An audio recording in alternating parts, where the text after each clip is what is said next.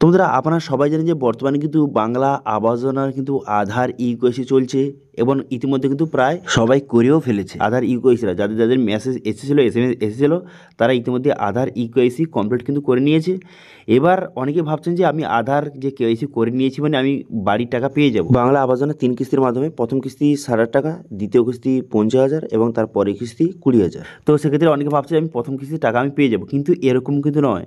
ইতিমধ্যে যে রিপোর্টটা আসছে সেই অনুযায়ী কিন্তু ইতিমধ্যে বহু মানুষের নাম কিন্তু বাদ দিয়ে দেওয়া হয়েছে। তো বহু মানুষের নাম কেন বাদ দিয়ে দেয়, কী কারণে বর্তমানে কিন্তু নামগুলি বাদ যাচ্ছে, অথবা যদি আপনার নাম বাদ গিয়ে থাকে সেক্ষেত্রে পুনরায় আপনি নামটা কিভাবে তুলবেন, এবং যারা যারা কিন্তু যোগ্য, যারা কিন্তু বাড়ি পাবে তাদের একটি লিস্ট কিন্তু 28শে নভেম্বরের আগে কিন্তু জারি হতে চলেছে। এবার সেই লিস্টে যার নাম থাকবে বাড়ির টাকা পাবে, ঠিক আছে। এবার যদি আপনার সেই লিস্টে নাম না থেকে থাকে সেক্ষেত্রে পুনরায় আপনি নামটা কিভাবে তুলবেন, অথবা কাদের নাম সেখানে থাকবে অথবা কাদের নাম থাকবে না, সেটাও কিন্তু এই ভিডিওতে আপনাদের জানিয়ে দেবো। অথবা যদি নাম না থাকে সেক্ষেত্রে পুনরায় আপনি সেই লিস্টে আপনার নামটা কিভাবে তুলবেন সেটাও কিন্তু এই ভিডিওতে আপনাদের জানিয়ে দেবো, ঠিক আছে।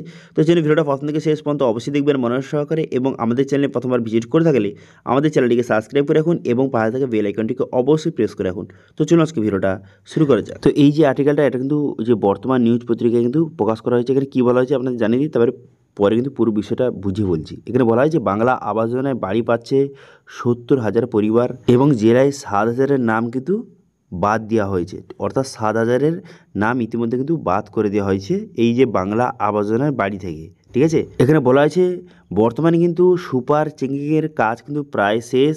জলপাইগুড়ি জেলায় বাংলা আবাস যোজনার বাড়ি পেতে চলেছে 70,000 পরিবার। যোগ্যরা যাতে এই প্রকল্পের যে সরকারি ঘর পান তা খতিয়ে দেখার জন্য জেলায় নামানো হয়েছে প্রায় 250টি যে সমীক্ষা দল। তাদের দেওয়া তথ্যের ভিত্তিতে একটি খসড়া তালিকা কিন্তু তৈরি হয়েছে। এরপর শুরু হয় সুপার চেকিং, যার পর্বে 7,000 মতো আবাসের তালিকা থেকে নাম কিন্তু ইতিমধ্যে বাদ দিয়েছে বলে জানা যাচ্ছে। বাংলা আবাস যোজনা প্রকল্পে মোট উপভোক্তা রয়েছেন তাদের 15% কাছে পৌঁছায় ব্লকের পক্ষ থেকে সুপার চেকিংয়ের টিম। এবার তারা কিন্তু পুরো বিষয়টা কিন্তু খতিয়ে দেখে প্রায় যে বহু মানুষের নাম কিন্তু ইতিমধ্যে বাদ করে দিয়েছে, ঠিক আছে। এবার কারা কারা বাদ হয়েছে অথবা কিভাবে বাদ হয়েছে, অথবা আপনার নামটি যে বাংলা আবাস যোজনা থেকে বাদ হয়ে যাবে কি না সেটাও কিন্তু এই ভিডিওতে জানিয়ে দেবো। যে আপনি আধার যে ইউকেওয়াইসি করে নিয়েছেন মানে যে আপনার নামটা থাকবে বা আপনি টাকা পাবেন, এরকম কিন্তু নয়, ঠিক আছে।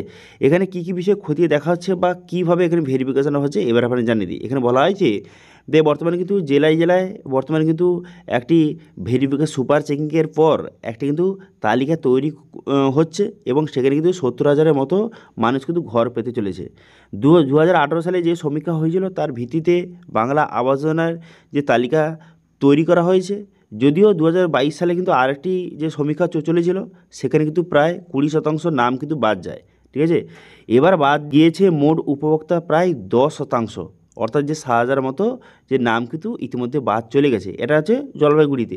তো এইভাবে কিন্তু জলপাইগুড়ি শুধু না, এইভাবে কিন্তু বিভিন্ন জেলায় জেলায় কিন্তু ইতিমধ্যে সুপার চেকিংয়ের কাজ কিন্তু শুরু হয়ে গেছে, এবং এর কাজ কিন্তু প্রায় শেষের দিকে।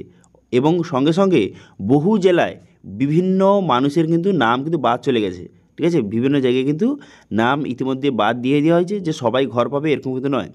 এখানে বলা হয়েছে যে কোনো একটি পরিবারে যে ঘর রয়েছে তার 3 দিকে পাকা থাকলেও একদিকে দেওয়াল কাঁচা, অথবা দুদিকের দেওয়াল ইটের গাঁথনি থাকলেও অন্য দুদিকে টিনের বেড়া, এইসব ক্ষেত্রে সমীক্ষকদের একটি অংশ উপভোক্তাকে যোগ্য তালিকায় রেখেছে, কিন্তু অন্য সমীক্ষা দল তাদেরকে অযোগ্য হিসেবে চিহ্নিত করেছে।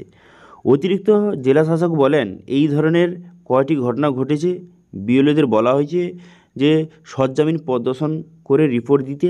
বিএলও রিপোর্টের উপর ভিত্তি করেই ওই উপভোক্তাদের নাম আবাসের চূড়ান্ত যে তালিকায় থাকবে কি না সেই ব্যাপারে কিন্তু সিদ্ধান্ত নেওয়া হবে। তিনি আরও বলেন আমাদের তালিকা প্রায় প্রস্তুত। 28শে নভেম্বরের মধ্যে জেলা শাসকের কার্যালয়ে, পাশাপাশি বিডিওর অফিস এবং গ্রাম পঞ্চায়েতে একটি তালিকা কিন্তু টাঙিয়ে দেওয়া হবে, ঠিক আছে। ওই 28শে নভেম্বরের মধ্যে একটি তালিকা, যারা যারা কিন্তু যে বাড়ি পাবে টাকা পাবে তাদের একটি তালিকা কিন্তু পঞ্চায়েতে পঞ্চায়েতে গিয়ে কিন্তু টাঙিয়ে দেওয়া হবে, ঠিক আছে, প্রতিটি পঞ্চায়েতে।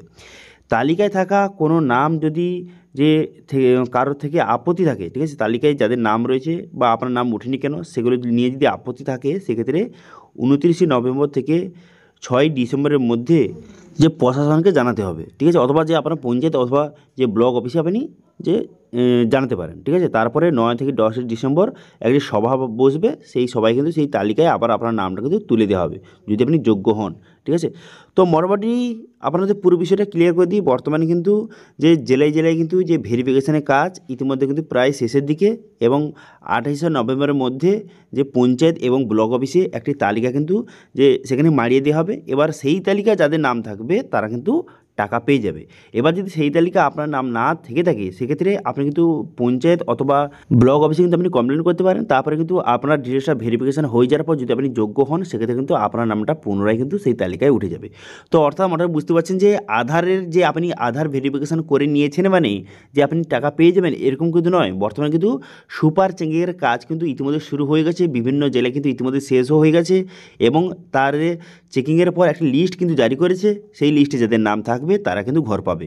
ওকে, বোঝা গেল, ক্লিয়ার? এবার যখন সেই লিস্টটি জারি করা হবে তখন কিন্তু সেটা আপনাদের সঙ্গে শেয়ার করে দেবো, ঠিক আছে। যখন কিন্তু পঞ্চায়েতে অথবা অনলাইনে যদি সেই লিস্টে জারি করা হয়, সেটা কিন্তু আপনাদের সঙ্গে শেয়ার করে দেবো। এবং শুধু জলপাইগুড়ি নয়, বিভিন্ন জেলায় কিন্তু ইতিমধ্যে বহু মানুষের নাম কিন্তু ইতিমধ্যে বাদ পড়ে গেছে। এর কারণ হচ্ছে যাদের কিন্তু কোনো রকমের পাকা বাড়ি রয়েছে, ঠিক আছে, তাদের নাম কিন্তু ইতিমধ্যে বাদ দেওয়া হয়েছে, অথবা যাদের কিন্তু কিছুটা পাকা কিছুটা কাঁচা তাদের নামও কিন্তু বর্তমানে কিছু কিছু জায়গায় কিন্তু বাদ দিয়ে দেওয়া হয়েছে। এবার সেই আপনার নামটা কিন্তু বাদ পড়েছে কিনা সেটা জানতে হলে যখন কিন্তু লিস্টটা বেরোবে, সেই লিস্টটা আপনাকে দেখতে হবে সেখানে আপনার নামটা রয়েছে কিনা। যদি আপনার নাম থেকে থাকে সেক্ষেত্রে আপনি ঘর পাবেন, যদি সেই লিস্টে আপনার নাম না থেকে থাকে সেক্ষেত্রে আপনি ঘর পাবেন না, ঠিক আছে। এবার লিস্টটা যদি কিছুদিনের মধ্যে লিস্টটা কিন্তু জারি করে দেওয়া হবে 28শে নভেম্বরের মধ্যে। এবার যখন জারি করে দেওয়া হবে অবশ্যই আপনাদের সঙ্গে শেয়ার করব। তো এইরকম বাংলা আবাসন নিত্য নতুন আপডেট কিন্তু এই চ্যানেলে দেওয়া হয়, সেজন্য অবশ্যই কিন্তু চ্যানেলটিকে সাবস্ক্রাইব করে রাখবেন নিত্য নতুন আপডেট পাওয়ার জন্য, ঠিক আছে। এত এই ছিল আজকে আপডেট। ভিডিওটা ভালো লাগে থাকলে ভিডিওকে লাইক করে দেবেন এবং ভিডিও কিন্তু বন্ধুর সঙ্গে শেয়ার করে দেবেন, এবং আমাদের চ্যানেলে প্রথমবার ভিজিট করে থাকলে আমাদের চ্যানেলটিকে সাবস্ক্রাইব করে রাখুন এবং পাশে থাকা বেল আইকনটিকে অবশ্যই প্রেস করে রাখুন। আজকে ভিডিওটা এই পর্যন্ত দেখা আছে নেক্সট ভিডিওতে। Thank you.